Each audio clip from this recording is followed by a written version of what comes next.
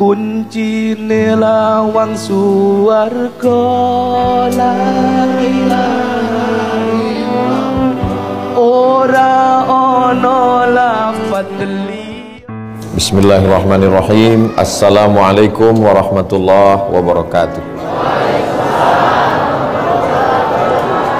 Apa kabar Bapak Ibu semua, sehat? Alhamdulillahi Rabbil Alamin. Allahumma salli ala Sayyidina Muhammad wa ala ali Sayyidina Muhammad.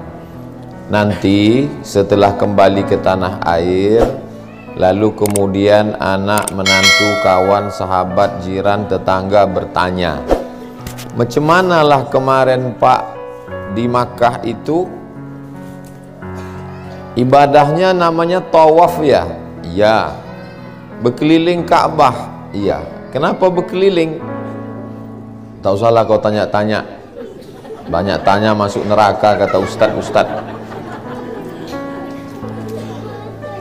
Allah bersumpah dalam Al-Quran, wal baitil ma'mur, demi satu makhluk ciptaan Allah namanya Al-Baitul Ma'mur, tempatnya di langit yang ketujuh.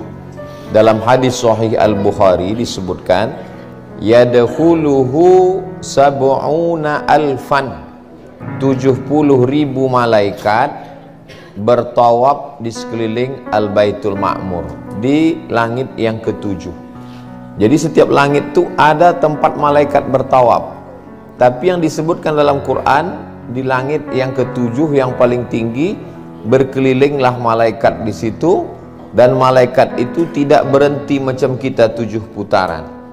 Lalu kemudian langit yang paling bawah namanya Baitul Izzah, sama dunia. Di Baitul Izzah itu pun malaikat berkeliling. Waktu Nabi Adam turun ke bumi, dia rindu menengok seperti yang dilihatnya waktu dia di atas dulu. Maka Allah Subhanahu wa taala memerintahkan dia membangun Ka'bah. Maka manusia, anak cucu keturunan Adam pun ikut melakukan perbuatan yang sama seperti yang dilakukan malaikat.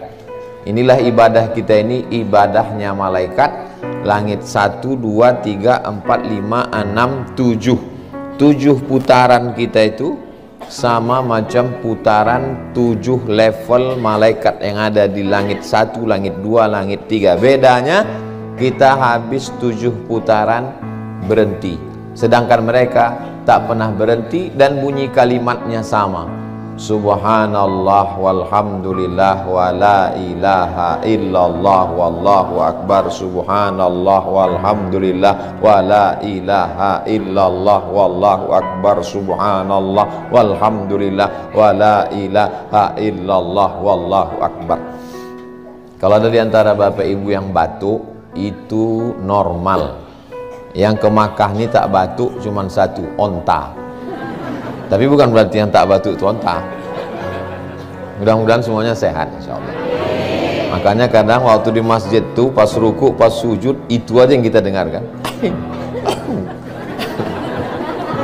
Karena maklumlah banyak manusia. Tapi insyaallah batuknya itu pun bernilai tasbih insyaallah. Karena bunyinya hanya batuk, tapi di dalamnya tetap subhanallah walhamdulillah wa la ilaha illallah wallahu akbar. Jadi nanti kalau ditanya, kira-kira udah bisa jawab kan?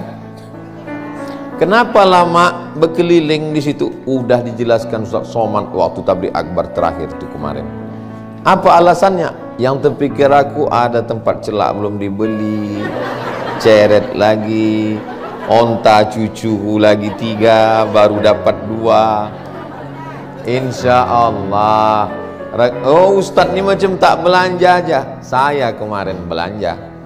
Saya pakai masker, pakai kacamata hitam, naikkan ke atas, jalan saya ke belakang. Saya kalau belanja yang pasar tradisional itu, samping Zam-Zam Tower itu terus ke belakang.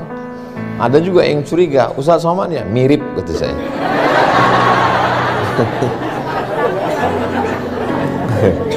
Mencari rumput Fatimah, mana tahu ada orang melahirkan kadang ditanyanya. Mencari mangkok Yasin, Kadang ada orang kemasukan jin, dituangkan air zam-zam, minta obat, mencari, nampak pula pokok kaktus. Kok kaktusnya? Asal bunyi, assalamualaikum, assalamualaikum. Bukan berarti saya tak belanja, saya belanja, cuma tak ketahuan.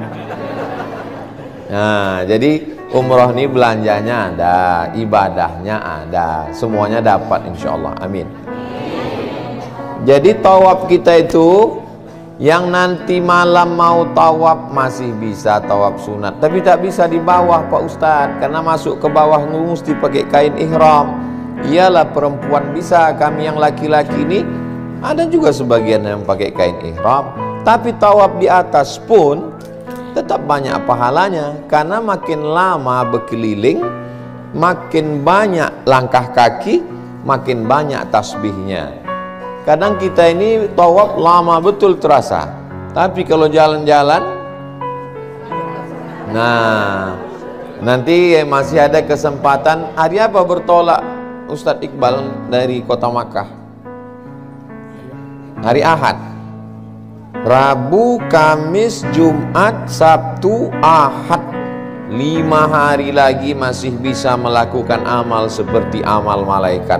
Subhanallah walhamdulillah wa la ilaha illallah wallahu akbar. Karena perbuatan ini tak bisa dilakukan di kampung kita. Balik nanti ke Medan, berkeliling di patung Sisingamangaraja. Subhanallah walhamdulillah. Balik ke Pekanbaru, berkeliling di Songket. Balik nanti ke Bukit Tinggi, berkeliling di Jam Gadang. Subhanallah. Bid'ah dolalah itu hanya bisa dilakukan di sini. Berapa banyak datuk nenek moyang kita sampai tua tak pernah menengok Ka'bah, hanya membayang-bayangkan gambar Ka'bah aja dia sholat. Kita pula sholat tengok jamaah ni, masya Allah, anak-anak kecil sampai kemari. Betuahnya kalian nak, kami udah tua baru sampai. Kadang kalau kita ceritakan ini ke anak-anak nih, Ustadz udah tua baru sampai kemari. Apa kata anak-anak nih? Derita lo kali. Yang masih muda bersyukur, mudah-mudahan istiqomah. Yang sudah tua pun tetap bersyukur, insya Allah husnul khatimah. Tidak ada yang tak baik dalam pandangan Allah Subhanahu wa ta'ala. Ini tawaf. Setelah tawaf, wattakhidhu min maqami Ibrahim musalla. Salatlah di belakang maqam Ibrahim. Karena manusia ramai padat, hanya bisa salat setentang. Maqam di tempat kita kuburan. Ustadz, kenapa tak bergerak di situ aja Ustadz? Kabel nih pendek ha. Nah, jadi jangan sampai apa lo Ustadz nih tak mau dia berjalan. Tengoklah aku terikat ini ya. Bukan tak mau berjalan. Jadi sampai mana tadi? Maqam Ibrahim, tempat tapak kaki Nabi Ibrahim. Itu dulu tempat tapak kaki Nabi Ibrahim itu besar, sebesar musola di kampung kita. Lalu kemudian menghalangi orang tawaf. Kalau besar dia kan terhalang orang tawaf. Jadi ulama Saudi Arabia berijtihad mau dicabut tapak kaki. Udah ibu bapak intip menengok tapak kaki itu. Mau dicabut orang itu, mau ditempelkannya ke dinding Ka'bah. Seluruh ulama di sini setuju menempelkan tapak kaki itu ke dinding Ka'bah. Kalau ditempelkan itu ke dinding Ka'bah, amanlah, tak ada hambatan kan? Datang Syekh Muhammad Mutawalli Asy-Sya'rawi, ulama Al-Azhar Mesir. Kata dia, menurut kitab-kitab yang kubaca tak boleh tapak kaki Nabi Ibrahim ini, bekas tapak kakinya ini dipindahkan. Kata ulama, kami tak berani menghadap raja, ini bukan main. Dia udah setuju, tanda tangan, kami tak berani. Datanglah Syekh Muhammad Mutawalli Sya'rawi, ditulisnya dalil, di hadapnya raja ditunjukkannya. Tuan raja, ini tak boleh dipindah. Setuju raja dengan tulisan Syekh Muhammad Mutawalli Sya'rawi. Kalau begitu katanya, apa solusinya?